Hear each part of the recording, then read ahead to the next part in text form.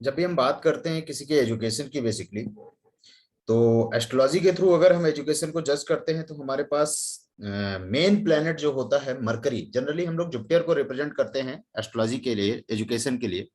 But education के लिए हमारा जो मेन वेरिएबल प्लैनेट्स होता है, जो काम करता है, वो मरकरी करता है। जुपिटर क्या होता है कि विजडम प्रोवाइड करता है, बट मरकरी हमेशा आपको एजुकेशन का सिनेरियो क्रिएट करता है। अगर हम समझें इसको एक एग्जांपल के थ्रू, तो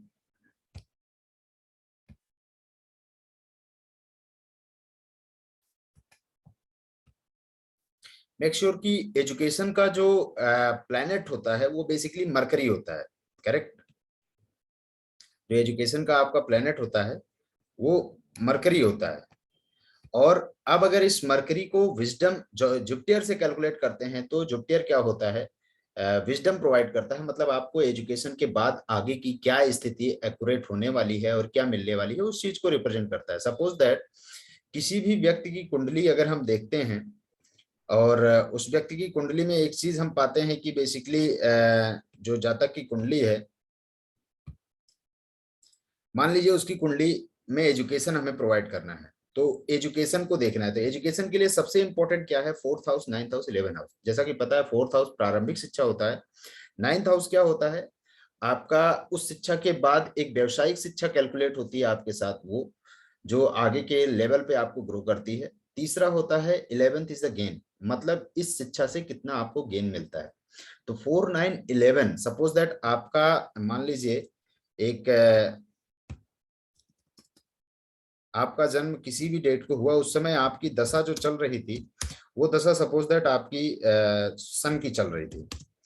अब जातक जनरली एजुकेशन के बारे में कब से एलिजिबल होता है, बेसिकली 5 साल के बाद। जनरली बच्चा 5 साल से पहले भी एजुकेशन में इन्वॉल्व हो जाता है, बट हम 5 साल के बाद से एजुकेशन की स्थिति देखते हैं।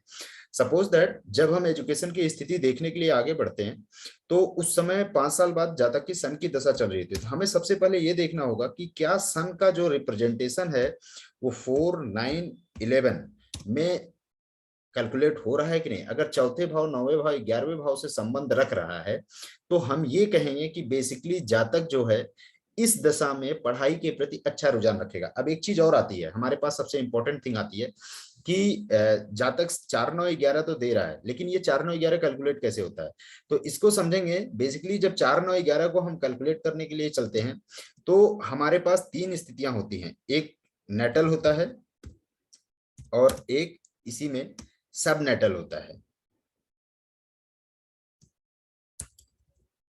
सब नेटल होता है। अब बात करते हैं सब नेटल। नेटल क्या होता है, नक्षत्र। सूर्य जाहिर सी बात है जब किसी भी हॉरोस्कोप में होगा, किसी भी कुंडली की ग्रह की अपनी स्थिति में होगा, तो वो किसी ना किसी नक्षत्र में होगा। मान लेते हैं हम शुक्र क्या है, फोर्थ, शुक्र के नक्षत्र में है, वीनस के नक्षत्र में है, तो हम यहाँ पर वीनस को लिखेंगे। और मान लीजिए वीनस किसके नक्षत्र में है, मान लीजिए वीनस जो है वो बेसिकली आप समझें कि मरकरी के नक्षत्र में है, या एनीथिंग किसी के भी नक्षत्र में हो सकता है। तो जनरली सन का जो नेटल हुआ वीनस हुआ, और सन का सब नेटल हुआ वो मरकरी हुआ। तो इस स्थिति में हम क्या रिप्रेजेंट करेंगे बेसिकली, कि अब हमको ये भी देखना है कि सन किस भाव से संबंध रख रहा है, और सन के साथ साथ बेसिकली वीनस किस भाव से संबंध रख रहा है। सपोज दैट वीनस रख रहा है 1 2 9 4, इस तरीके से संबंध रख रहा है। सपोज दैट ये स्थितियां हो सकती हैं किसी की भी हॉरोस्कोप में, तो हम इस पर नहीं जाएंगे। और मान लीजिए इसी में क्या हो गया कि 4 9 11 में ये भी रिप्रेजेंट कर रहा है। अब देखिए क्या है कि जातक का जो सब नेटल होता है, मरकरी सब नेटल पार्ट होता है, वो बहुत इंपॉर्टेंट होता है। वीनस उससे कम, और मतलब नेटल उससे कम, और जो बेसिकली हम लोग लेके जाते हैं प्लेनेट पर, वो उससे कम। तो किसी भी हाउस में जब प्लेनेट स्टेब्लिश होता है, तो प्लेनेट एक हाउस जो काम करता है वो टोटल 30 डिग्री पर काम करता है, लेकिन जब एक नेटल काम करता है तो 3 डिग्री 20 मिनट पर काम करता है। जाहिर सी बात है दोनों में डिफरेंस है। तो अब हम अगर इस दशा में 4 9 11 के कॉम्बिनेशन अवेलेबल हैं, रिप्रेजेंटेशन सन का 4 9 11 में है, तो हम ये चीज कहते हैं कि जातक इस दशा में पढ़ाई के प्रति रुझान अच्छा रखेगा। अब दूसरी चीज आती है, सपोज दैट कि जातक पढ़ाई के प्रति रुझान तो ठीक रखेगा, लेकिन क्रिएटिविटी भी होता है। ऐसे जातक क्या होता है, टॉप मोस्ट होते हैं। इनको इस बात से असर नहीं होता है बेसिकली कि हमारा रिजल्ट क्या है, हम मतलब पढ़ क्या रहे हैं। ये जिस चीज को भी पढ़ते हैं डीप में पढ़ते हैं, ये लर्नर होते हैं अच्छे। ये किसी चीज को उसको कहते हैं कि रहस्य के तौर पर ये खोज कर सकते हैं, खोजी विचार के होते हैं। परंतु जब कुछ बच्चे स्मार्ट होते हैं, वो छोटी सी मेहनत में ज्यादा इम्पैक्ट लाते हैं। तो ऐसे जातक के लिए क्या होता है, ऐसे बच्चे 5, 9, 11 से कंबाइंड रखते हैं, ये स्मार्ट वर्क करते हैं। जैसे जिस बच्चे की प्लेनेट मूवमेंट में 5, 9, 11 का कॉम्बिनेशन अवेलेबल होगा, ऐसे बच्चे क्या करेंगे कि बेसिकली स्मार्ट वर्कर होंगे, क्रिएटिव होंगे और एक्स्ट्रा लर्नर होंगे। मतलब उनको किताबी कीड़ा नहीं कह सकते हैं, वो किताब से कुछ हटके करते हैं। तो बेसिकली 5, 9, 11 इज द क्रिएटिविटी। अगर बच्चे में क्रिएटिविटी ढूंढनी है कि ये बच्चा क्रिएटिव होगा कि नहीं होगा, तो वो 5, 9, 11 है। अगर बच्चा अच्छे मार्क्स लाने वाला होगा, किताब को पढ़ने वाला होगा, तो वो 4, 9, 11 होगा। अब बात आती है कि हम लोग कैसे समझेंगे कि बच्चा किस फील्ड में अच्छा काम करेगा, राइट। तो हमारे पास क्या दो चीजें आती हैं, combination planet represent with degree. तो अब इसमें हम कॉम्बिनेशन देखते हैं। जनरली क्या होता है कि मरकरी को हम लोग बेसिकली हमें मानना है mercury is the nature of education. Generally mercury को और भी रिप्रेजेंटेशन में देखा जाता है, पर एजुकेशन के मामले में नेचर ऑफ एजुकेशन समझेंगे। अब ये कैसे समझेंगे, मरकरी अगर सपोज दैट, पहली बात तो कॉम्बिनेशन रख रहा होगा किसी ना किसी प्लेनेट के साथ। अगर कॉम्बिनेशन नहीं रख रहा होगा तो क्या रख रहा होगा, एस्पेक्ट रख रहा होगा, दृष्टि अपनी रख रहा होगा। अगर ये भी नहीं रख रहा होगा तो बेसिकली कहीं ना कहीं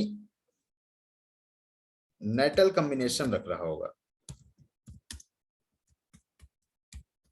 तो अब इस चीज को समझते हैं कि कॉम्बिनेशन एस्पेक्ट नेटल। अगर सपोज दैट मरकरी किसी भी प्लेनेट के साथ जब कॉम्बिनेशन रख रहा होता है, तो हम उसको पढ़ते कैसे, कॉम्बिनेशन हमेशा रिप्रेजेंट किया जाता है डिग्री से। अगर सन और मरकरी है, सपोज दैट सन मरकरी को कहने का मतलब क्या है कि degree of sun is greater than Mercury. मतलब जिसकी डिग्री ज्यादा होती है हम उसको रिप्रेजेंट करते हैं किसके थ्रू, पहले लिखते हैं। अगर हम सन मरकरी बोल रहे हैं तो सन की डिग्री क्या है, ज्यादा है, मरकरी की डिग्री कम है। तो जब भी सन मरकरी लिखा जाएगा तो ऐसी कंडीशन में क्या होता है कि सन जनरली किसको रिप्रेजेंट करते हैं, फादर को। सन का कारक तत्व क्या है, फादर। तो मेक श्योर कि बच्चा जो है, अगर देखो दोनों चीजें हैं, मरकरी को पहले 4, 9, 11 देखना है। मरकरी अगर 4, 9, 11 को रिप्रेजेंट कर रहा है तो बच्चे के लिए फील्ड कौन सी एलिजिबल होगी। जाहिर सी बात है कि अगर सन मरकरी है तो फादर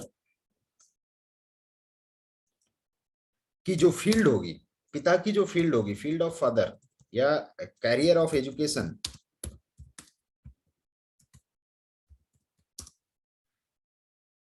बिलोंग्स टू फादर। ऐसी स्थिति में क्या होगा, जो फादर की कैरियर होगी, फादर का जो एजुकेशन पैटर्न होगा, बच्चा भी उसी एजुकेशन पर, उसी प्लेटफॉर्म पर जाके अच्छा रिप्रेजेंट करेगा। तो जनरली हम ऐसे केस में कहेंगे अगर सन और मरकरी का कॉम्बिनेशन है तो बच्चा वहां पर जाकर क्या करेगा, फादर की ही अपनी प्रोफेशन को अपना लेता है और उसी में अच्छा करता है। बट इसी का जस्ट एक कन्वर्सेशन आता है, अगर मरकरी और सन लिख दिया गया, इसका मतलब क्या है, अब मरकरी की डिग्री अच्छी है, सन की डिग्री मरकरी से कम है।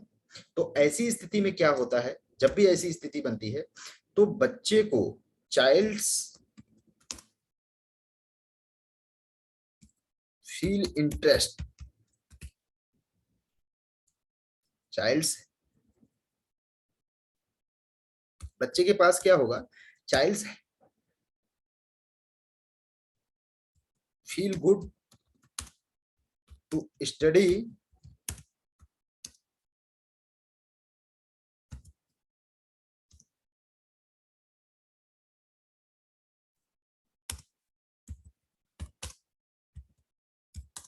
सन के कारक तत्व में, वो स्टडी करना उसकी रुचि होगी, उसे अच्छा लगेगा। मेक श्योर कि सन से रिलेटेड जैसे फादर की फील्ड हो गई उसमें उसे रुचि होगी, या फिर कह लीजिए कि पिता की सन से रिलेटेड जैसे मेडिकल फील्ड हो गई या पॉलिटिकल साइंस हो गई।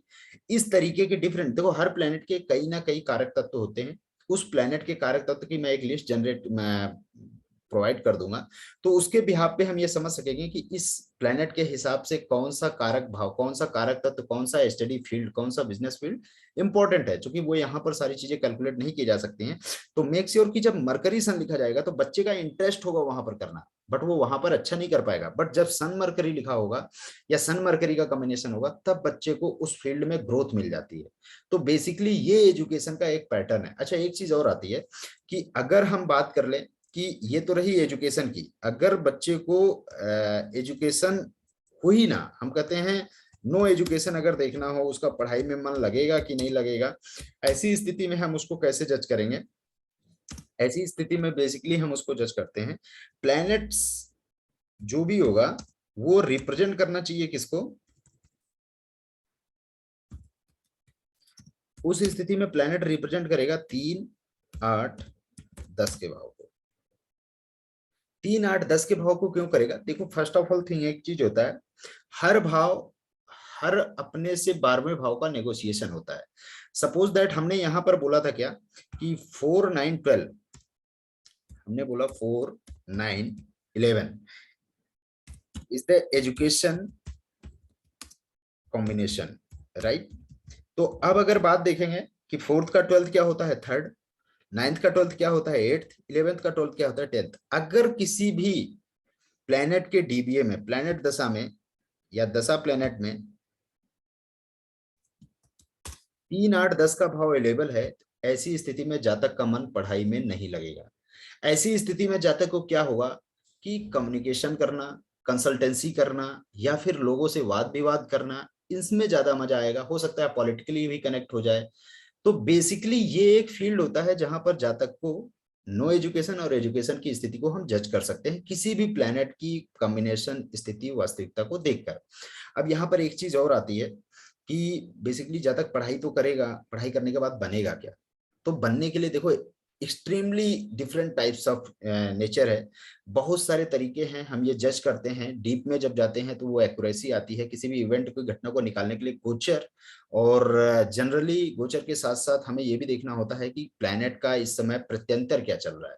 दशा हमेशा स्टेटस को रिप्रेजेंट करती है। एक चीज हमेशा यहाँ मैं और एक समझा दूं, दशा जो है वो स्टेटस को दिखाएगी, और अंतरा जो है वो बेसिकली आपके इवेंट को कैलकुलेट करती है, और जो पिन रिजल्ट देती है वो प्रत्यंतर देती है। प्रत्यंतर क्या देगी? आपका पिन पॉइंट पर रिजल्ट देती है। अब ये रिजल्ट क्या हो सकता है? ये कॉम्बिनेशन का पॉइंट होता है, कैलकुलेशन का पॉइंट होता है। बट एक चीज और आप याद रखिएगा, मरकरी को हमेशा आप एजुकेशन से जोड़िएगा।